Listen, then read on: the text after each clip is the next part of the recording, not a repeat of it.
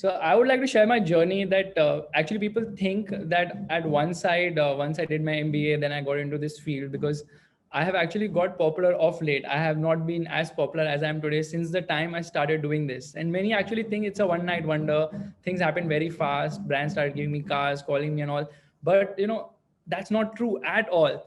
So the journey actually started when I was in school. Since childhood days, when I was in school, I used to love automobiles. I loved talking about cars. All my friends, we used to actually race from the assembly area to the classroom every day, and we used to make these fake sounds of motorcycles and cars, and that was the level of passion in school. Now, of course, in school, everyone is very casual about it. But then when I got into my 11th standard, I was still so much more inclined towards automobiles. That was the thing I wanted to do. But I never thought about it as a career path. It was always about a hobby or a passion for me. And I was not doing anything about it. There was no pressure. There was nothing in my mind that I need to do anything about automobiles. It was just that I wanted to improve my knowledge about cars. I wanted to improve my knowledge about automobiles and share it.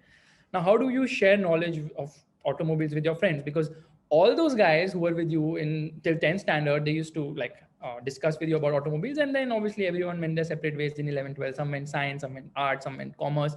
I went into science because of obviously parent pressure. And one side that pressure was there. The other side, the way to relieve pressure was about, seeing automobile content. And that was in the 2000s, late 2000s. Nobody really, there was no free content available. You had to buy magazines to read about automobiles.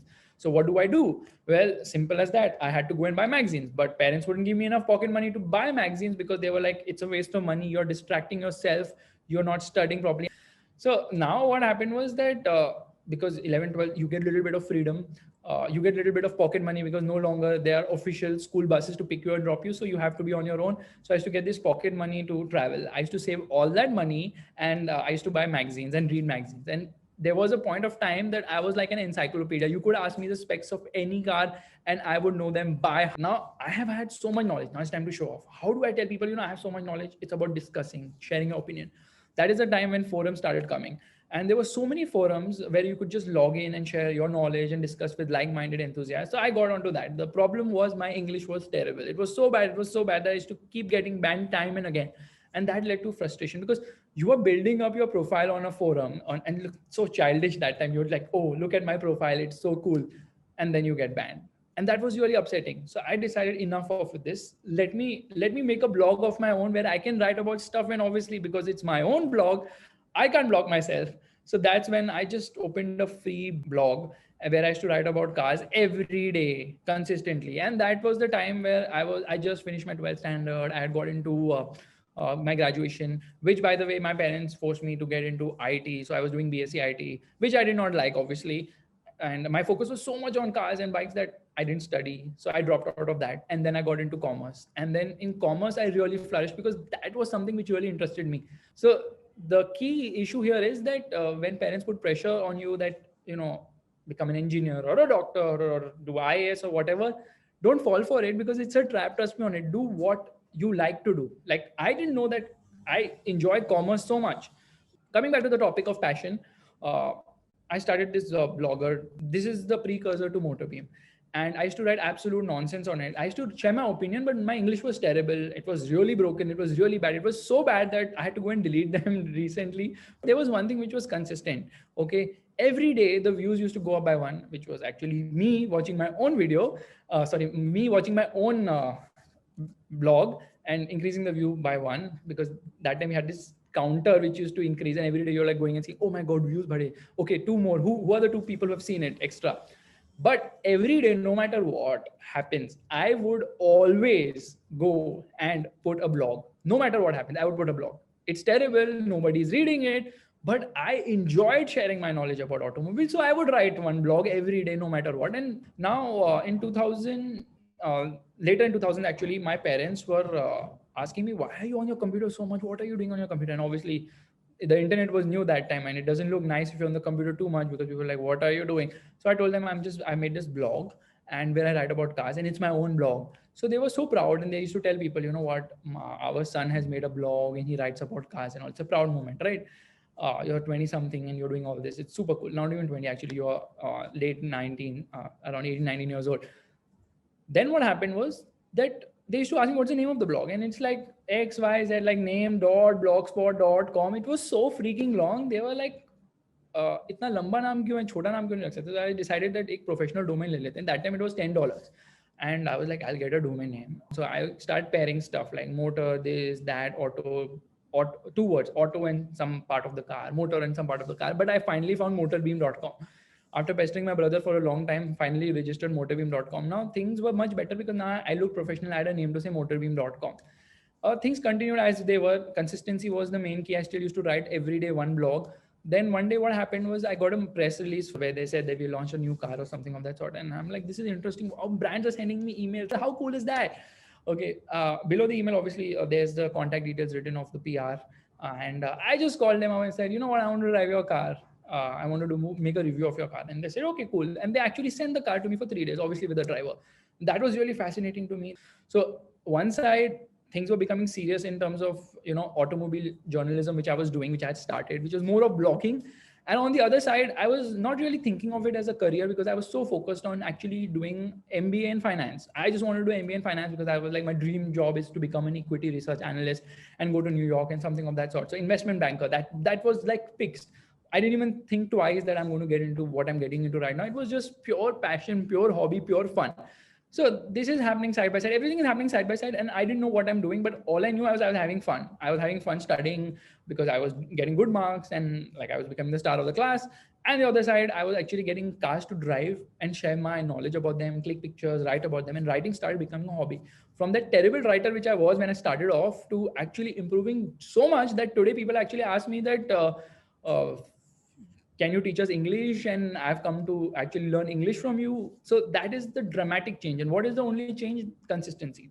The consistency of writing has made me improve my writing to an extent where people call me an expert in English language, which has not happened over a day. It's happened over time because of consistency again. So fast forward, after my graduation, I went to do my MBA. All my friends were initially pepped up about doing MBA, and then all of them were like, "You're stupid. Don't do MBA. First, you need to get a job. Understand why the 2 years experience, then you do MBA." And I'm like, I can't waste time on all this.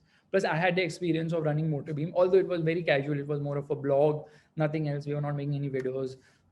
That was the plan. So I went and did my MBA in finance. First year was good. Then I did this internship, which is a mandatory internship at stock exchange. And then I realized, what is this? I have minimum work, but I still have to sit there all day long. And then I was like, this is not my jam. I can't sit there all day long just because I need to finish a number of hours at office. I need to get done with work and head back because I had cars to review that time as well. And that's when I decided and struck me that what am I doing? Why am I actually planning to become something which is not my hobby or my passion? Something which at 3 o'clock in the night, if someone wakes me up, I will not be able to do it. Like investment banking, of course. Meanwhile, for cars, I can get up and not sleep at all. And slowly things were picking up big time. Okay, to the extent where brands were calling me for a lot of events. They were sponsoring my trips here and there, sending me cars. All these things were happening at a rapid pace, but I was still focused that, you know what, boss, I'm still going to do MBA in finance and I'm going to become an investment banker. Do go to New York. Now what happened was my dad is like, why are you wasting your time giving pre-placement interviews? Because you're not the kind of person who's going to go and do a job. And I'm like, no, I'm going to do a job. And the timing was such, and the people who had joined last year from my college, they were like, you don't get any time because you work for India and then you work for US also. So you will get good pay, you will get good opportunities, but you don't have any time for yourself. And in my family, my parents always believe that time for yourself is more important than work and money, because work and money will keep going on. But if you're not enjoying life as it is, then what's the point of you doing anything what you're doing? Because that money is of no use if you can't spend it. So I was like, yeah, that makes sense. So my parents were so supportive. They were like, just take Motorbeam professionally. Why are you even spending time into giving interviews, wasting your time there? Focus there. So once I finished my MBA, then I took Motorbeam as a full time. Now the thing is, the beauty of this is that if after finishing my MBA, if I started Motorbeam, it would have been a great struggle, because then my mind would be constantly on, okay, am I making enough money to pay off the bills and all those things? Obviously, because once you've done your MBA, you can't keep asking your parents for money. You know what? I'm doing a business. Can you please lend me money? That after an MBA. But because I started young, because I started as a hobby, I didn't feel the pinch of the initial years, which was like the base of the company. Motorbeam's base was already set, mazak mein, like in fun only. I'm just having fun and the base is already set. That was the beauty. So you're already making a decent enough revenue that I don't have to go to parents or borrow money from anywhere. That's when I took it full time. and then start hiring people slowly. But the major changing point happened in 2014 when we got into video. And that also, there was a multi-channel network. They said, why don't you come along and join us? We will do a rev share. You don't have to invest anything and we will make videos for you. And I said, sounds interesting. And I was initially wary of it because I'm like, okay, I'll have to give access or to my channel to another person. Plus, it's going to be difficult to coordinate. They'll not understand my jam, what I want to do. But then I am a kind of person who will always listen once at least to what the other person is saying to understand that what could possibly happen. Like, you never know what can happen, and you never know things can click, and things click so beautifully well with them that we started making a lot of videos. My full understanding of video comes from there. I used to go every day to the office, and it's like 1.5 hour drive one way. I used to go, I used to sit with the editor from morning to evening and see what he's doing. And that's where I learned edit actually. So now fast forward in 2017, I realized that Motorbeam is doing great, but now the kind of content people want to watch is changing. People want to see a person. People are more inclined towards individuals, towards vloggers. Vlogging became a big thing. Views were going through the roof. And that's when I realized that it's time to start vlogging as well. And that's when I got into vlogging. Now, I didn't know how to edit. I didn't know how to shoot. Okay, I used to like my shoot was mainly I should just set up a camera on a tripod and go and talk in front of it. I never edited because I already had so many editors. But then I realized that if I want to do daily vlogging, I need to edit my own videos. I cannot just leave it to someone else because now I have a time commitment. So later, almost end of 2018, start of 2019, I decided I'm going to do daily vlogging. One video I'm going to put every day. And the whole idea of that was, firstly, it was more for me than for the readers or for the viewers, because what I was doing was I was trying to put a video every day, but procrastinating to the level that, okay, आज video डालना है, ठीक है, डालेंगे, अभी तो दिन बाकी है ना, I'll put it by evening. Like that, video used to go at night at 11:30 when no one is watching. Then I decided this is not going to work. There has to be some system. There has to be some, timeline, and you have to be answerable to people. That 11:30 every day. I just put a random time, 11:30 every day. I'll put a video. The idea of 11:30 was if I can't edit at night, at least in the morning I can get up and edit. So that is the time I put 11:30. Now, if you notice a couple of things in life, for me personally, firstly, it's all about following a passion. And I was like, yeah, these guys don't understand my love for automobiles and all that stuff. And people used to come and tell me straight away, point blank, you are wasting your time on all these things, cars, motorcycles. They will not take you anywhere. They will not help you professionally and all. And I used to be like, yeah, I understand that it's not going to help me anywhere professionally, but this is what I like doing. Okay, I can't give up on it just because it's not going to make me earn money or it's not going to become a career for me. But never ever I thought about it. Everything fell into line beautifully because I followed my passion. I decided to do something which was not the normal. I decided to do something out of the blue. I decided to follow my passion for automobiles and create content around it. And that's the reason why I enjoy what I do. There are times I've worked 20 hours a day. So a few things I want to tell you guys is, first and foremost, follow your passion, what you enjoy doing, something which you can do 3 a.m. in the night. If someone wakes you up at 3 a.m. and be like, oh, you know what, get up and you need to do this work. And you're like, yeah, I will do it. I love it. You wouldn't blink twice. You wouldn't procrastinate. That's the kind of thing you need to follow. That's the thing which you need to do in life professionally, because if you follow your passion, you won't feel the pinch of working at all. And never felt the pinch of working. I have traveled extensively, long hours, driven cars for crazy amount of time. Never ever I felt the pinch. We did the shoot, Raise the Rajdhani, in which I was in the X5 for the shoot. I got out in the morning at 9 o'clock, picked up the camera people, went for the shoot and all. We went to Baroda from Mumbai. 27 hours that car was not turned off. Continuously it was on the run, and I was driving the car continuously. I didn't even stop once, sleep once. 27 hours non-stop. And that was a really grueling shoot. But the result of it was just amazing. So first and foremost, follow your passion. Extremely important. Secondly, the things which you do as a hobby or as a passion, you can't put a price to it. Don't be like, okay, you know what, I'm doing this, I'm not getting any returns, because you never know how it's going to help you in the future. So with vlogging, I had no expectations. Initially, the whole vlogging I started as just to show my passion for cars. And my older videos, if you see, it's all about, the way I'm talking, the way the camera is set up, it's like nobody's going to see it. I never thought anyone's going to see the videos. It was just pure, raw, unadulterated for my own sake of just going and seeing this video for my own fun. And that itself has grown to 1 million subscribers. Why? Because of the passion, which I'm sharing my passion for automobiles, and people liked it. So whatever you do in life, always remember passion is the most important. And secondly, consistency. Nowadays, the speed at which I edit a video is also much faster because I've been editing videos since 1,000 days. In the past 1,000 days, I put 1,000 videos, which means one video every day in the past 3 years. Again, consistently doing that. So I cannot emphasize how important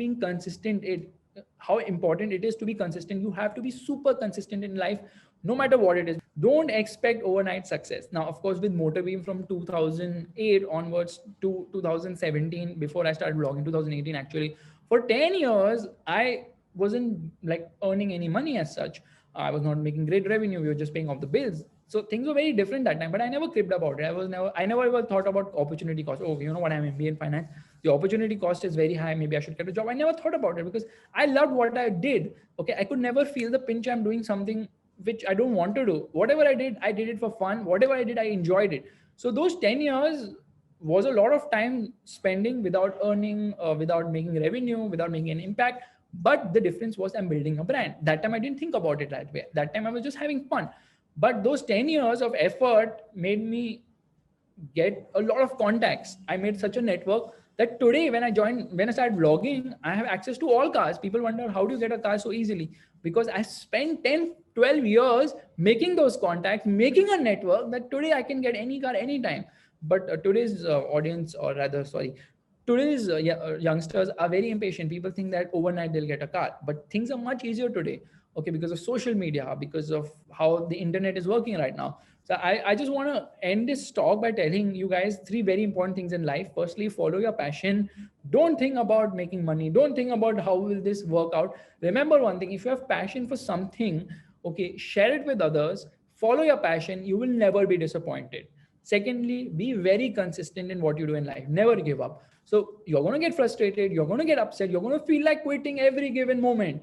But don't do that. And you will not, trust me. And passion, when it becomes profession, is the most lovely thing. So this is the story I wanted to share with you guys about following your passion no matter what, not worrying about what people around you say. So don't worry about what the society says, and always follow your passion. Give it time, be patient, be consistent, and trust me, things will work out for you.